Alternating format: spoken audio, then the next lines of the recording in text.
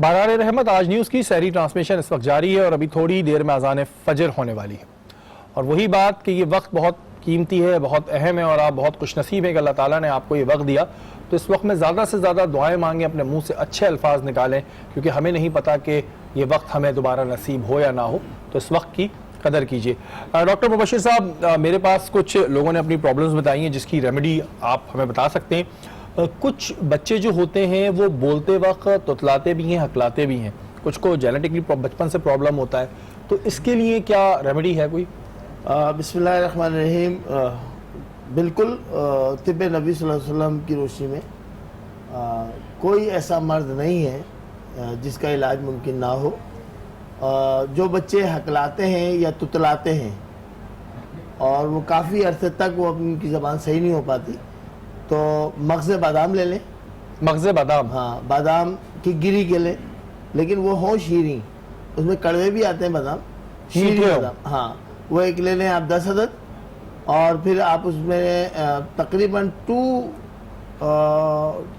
Table spoon مصری کا powder شامل کر لیں. مصری کو پاؤڈر کر لیں، اس کے بعد 2 ٹیبل اسپون لے لیں وہ مصری، اور اس میں کالی مرچ ہر گھر میں موجود ہوتی ہے. بالکل. کالی مرچ 5 عدد کالی مرچیں.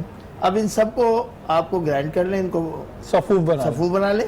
پاؤڈر بنانے کے بعد جو بچے تتلاتے ہیں یا ہکلاتے ہیں تو ان کو ہاف ٹی اسپون صبح شام، یا بہت ہی چھوٹے ہیں تو ان کو ایک وقت صبح کے وقت ان کو دینا شروع کریں. انشاءاللہ تعالیٰ 1 مہینے کے اندر ان کی ہکلاہٹ اور تتلاہٹ دونوں صحیح ہو جاتی ہے. اچھا، ایک پرابلم اور یہ آتا ہے عموماً بچوں کے اندر، اور اگر وہ پرابلم رہ جائے تو بڑا اور مسئلہ آگے بڑھتا جاتا ہے. سوکھے کی اکثر لوگ اس کو بیماری بھی کہتے ہیں. بہت زیادہ پتلے ہوتے ہیں اور ان کو کچھ بھی کھا لیں یا کچھ بھی پی لیں، ان کے اوپر جسم پہ گوشت نہیں چڑھتا ہے، اس کے لیے کیا ہے؟ جی ہاں، یہ سوکھے کی بیماری کہلاتی ہے اور شیرخوار بچوں کو زیادہ ہوتی ہے. روحانی معالجین اس کو جو ہے مسان سے تشبیہ دیتے ہیں. ان کی جو لینگویج ہے اس میں کہتے ہیں مسان ہو گیا اس کو. تو بالکل اس بچے کی شکل جو ہے نا ایک مردہ انسان جیسی ہو جاتی ہے، اور مستقل موشن ہوتے ہیں اس کے، نمکیات جسم کے خارج جو ہوتے ہیں ختم ہو جاتے ہیں، اور بہت معصوم بچے ہوتے ہیں. تو ان کے لیے بہترین، اگر یہ خدا نخواستہ کسی کو مرض ہے سوکھے کا، تو اس کے لیے بہترین ہے آم. دیکھیں آم کا سیزن آ رہا ہے. آپ آم کا جو ہے نا کو چھیلیں اور مکمل اس کا جو گودا ہے وہ جمع کر لیں ایک آم کا، اور اس میں 3 یا 4 خالی شہد کے ٹیبل اسپون ملا لیں. 3 سے 4 بس، زیادہ نہیں. اور اس کو شیک کر لیں، بنا لیں اچھی طرح، چمچے سے ہی پھینٹ لیں. گرینڈر کا کوئی اس میں عمل داخل نہ رکھیں. اور اگر بہت زیادہ معصوم بچہ ہے تو اس کو آپ ہاف ٹی اسپون کے قریب صبح دے دیں. اور تھوڑا اگر 6 مہینے یا 8 مہینے کا یا سال کا ہونے والا ہے تو اس کو صبح شام ہاف ٹی اسپون اس کو کھلانا شروع کر دیں. 15 دن کے اندر ہی اس کی جسامت بہتر ہونی شروع ہو جائے گی، اور اس مرض سے ہمیشہ کے لیے نجات ہو جائے گی انشاءاللہ. اچھا، یہ جو مسوروں سے ایک خون آنا ہوتا ہے جس کی وجہ سے بیماری بھی انسان کے اندر جنم لینے لگتی ہے، تو اس کے لیے کیا کریں جو مسوروں سے خون آ رہا ہوتا ہے؟ یہ اکثر پرابلم ہوتی ہے. اچھا، بیسیکلی کیا ہے کہ ہمیں آقا دو علیہ وسلم نے فرمایا کہ مسواک کرو. بالکل ٹھیک ہے نا، وضو بنانے سے پہلے بھی مسواک کرو. ہم لوگوں نے مسواک کرنا چھوڑ دی، اور پیلو کی مسواک، ہمارے انٹیریئر کے جو علاقے ہیں وہاں الحمدللہ نیم کی بھی مسواک کرتے ہیں لوگ، دن میں بھی مسواک کر رہے ہوتے ہیں، رات میں بھی مسواک کر رہے ہوتے ہیں. ہم لوگ دور جدید کے حساب سے ٹوتھ پیسٹ پہ آ گئے. جو مسواک کے فوائد ہیں وہ ٹوتھ پیسٹ میں بالکل نہیں ہے. اگر کنٹینیو مسواک کرتے رہیں گے تو کبھی بھی دانتوں میں پائریا نہیں لگے گا، دانتوں کا کوئی انفیکشن نہیں ہوگا، مسوڑے مضبوط رہیں گے. جب مسوڑے مضبوط ہوں گے تو دانت بھی مضبوط رہیں گے. اب کسی کو ہو گیا ہے پائریا تو اس کے لیے ہوم ریمیڈی یہ ہے کہ جناب آپ نمک لے لیں، اور نمک کے ساتھ لے لیں پھٹکری. ایک پھٹکری آتی ہے، بالکل آسان سے پرچون کی دکان میں مل جاتی ہے. پھٹکری لے لیں 1 ٹی اسپون، اور 1 ٹیبل اسپون لے لیں نمک. ان دونوں کو ملا لیں. اور صبح شام انگلی سے اس کو پیسٹ کریں اپنے تمام گمز میں, تمام جو آپ کے دانت ہیں, داڑھیں ہیں, اچھی طرح سے پیسٹ کریں. آپ دیکھیں گے کہ 2 منٹ بعد, آپ منہ کھول کے رکھیں, 2 منٹ بعد ایک لعاب گرنا شروع ہوگا. ٹھیک ہے, تو اس سے ساری بیماری جو ہے نا پائریے کی وہ باہر ہو جائے گی. بالکل جی, ایک ہفتے کر لیں. بالکل جی. جس کے ساتھ بھی اس طرح کے مسائل ہوں تو وہ اس کو ڈیفینیٹلی عمل کر کے دیکھیں اور اللہ تعالیٰ ان کو اس میں صحت دے. اسما, میں آپ سے جاننا چاہوں گا کہ ہمارے ہاں عدل و انصاف کی جہاں بات ہوتی ہے, ہمارے رشتوں میں بھی ہم عدل و انصاف نہیں کرتے, اور دیکھنے میں آتا ہے اگر ہمارے ہاں سپوز ہماری کسی خاندان والے سے بنتی ہے تو جب وہ آئے گا تو بہت ہم اچھا انٹرٹین کریں گے, جب کوئی ایسا آئے گا جس سے ہماری نہیں بنتی ہے تو ہم اس کو اتنا انٹرٹین نہیں کریں گے. تو آپ سمجھتی ہیں کہ رشتوں میں بھی ہم عدل و انصاف نہیں کر رہے ہیں؟ بالکل نہیں کر رہے, کیونکہ ایسا ہوتا ہے کہ بعض دفعہ فیملی میں اگر 2 بچیاں ہیں تو پیرنٹس میں کوئی بھی ہو, ماں ہو یا باپ ہو, وہ ایک بچے کو زیادہ فیور دے رہے ہوتے ہیں, ایک بچے پہ زیادہ دھیان دے رہے ہوتے ہیں, اس سے دوسرا بچہ سپوائل ہو رہا ہوتا ہے. مطلب ماں کے لیے بچہ, ماں یہ کہہ دیتی ہے کہ یہ بچہ میرا کہنا زیادہ سنتا ہے اس لیے میں اسے زیادہ پیار کرتی ہوں. یہ اکثر ماؤں کا یہ ہوتا ہے یا باپ کا یہ ہوتا ہے, یہ میرا کہنا زیادہ مانتا ہے. لیکن آپ یہ دیکھو کہ دونوں بچے آپ کے ہیں, آپ کو دونوں میں برابری رکھنی ہے, عدل و انصاف کرنا ہے آپ نے. جیسے ایسے شوہر اگر بیوی اور ماں میں عدل و انصاف نہیں کرتا, بعض دفعہ بیوی کی سائڈ لے رہا ہوتا ہے, بعض دفعہ ماں کی سائڈ لے رہا ہوتا ہے, یہ نہیں تو دونوں کو برابر لے کے چلے, تو یہ فیملیز میں بھی یہ چیزیں چلتی ہیں. اچھا, تجویز کیا ہے آپ کے پاس؟ آپ کیا سمجھتی ہیں کہ کیا کیا جائے؟ ہم لوگ باتیں بڑی کرتے ہیں کہ یہ کر لو یہ کر لو, آپ کے پاس کیا تجویز ہے, کس طرح عدل و انصاف کریں؟ اگر آپ رشتوں کی بات کر رہی ہیں, رشتوں میں کس طرح عدل و انصاف کریں؟ جیسے کہ مفتی صاحب نے کہا, پہلے ہم خود کو, اپنے آپ کو دیکھیں, پھر دوسروں میں کیڑے نکالیں. ہم اپنے آپ کو تو دیکھتے نہیں ہیں کہ ہم خود کیا, ہم خود پرفیکٹ ہیں, لیکن دوسروں کو ہمیں پتا ہوتا ہے اس نے ایسے کپڑے پہنے, اس نے ایسی بات کی, اس نے یہ بول دیا تھا, وہ ایسے دیکھ رہا تھا, وہ یہ کر رہا تھا. لیکن پہلے ہم اپنے آپ کو تو دیکھیں, ہم خود کیا ہیں. اگر ہم خود سے پرفیکٹ ہیں تو پھر ہم دوسروں کو تنقید کر سکتے ہیں. میرے حساب سے پہلے ہم دوسروں کو تنقید بعد میں کریں, پہلے اپنے آپ کو صحیح کریں. بالکل جی, پہلے اپنے آپ کو صحیح کریں گے تو پھر اپنا جب احتساب شروع کریں گے تو آپ کو دوسرے بھی پھر اچھے لگنے لگیں گے, کیونکہ آپ کو پتا چلے گا کہ جی مجھ میں ہی بڑے پرابلم ہے. قادر بھائی, ہمارے یہاں لوگوں کی وہی شکایت کہ جی انصاف دیر سے ملتا ہے. مجھے یہ جاننا ہے کہ انصاف لینے کے لیے کیا کرنا چاہیے؟ جو لوگ ڈسہارٹ ہو چکے ہوتے ہیں کہ جی انصاف نہیں ملے گا, بیسٹ طریقہ کیا؟ اگر کسی کے ساتھ کوئی مسئلہ ہو جائے, کس طرح انصاف لیں, حاصل کیسے کریں؟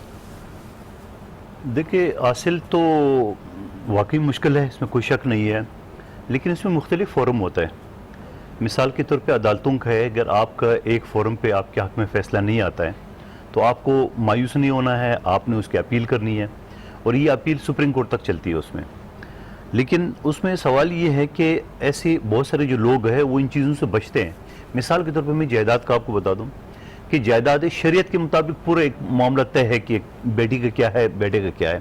آپ عدالت جائے کیوں؟ خود فیملی میں بیٹھ جاؤ, گھر میں بیٹھ جاؤ, یا 2 بزرگ بٹھاؤ اپنے محلے کا یا جو رشتہ داروں میں, اور ان کو اختیار دے دیں کہ یہ فیصلہ کر کے دیں, تو آسان, آپ کو کورٹ جانے کی ضرورت نہیں. نمبر 1 بات.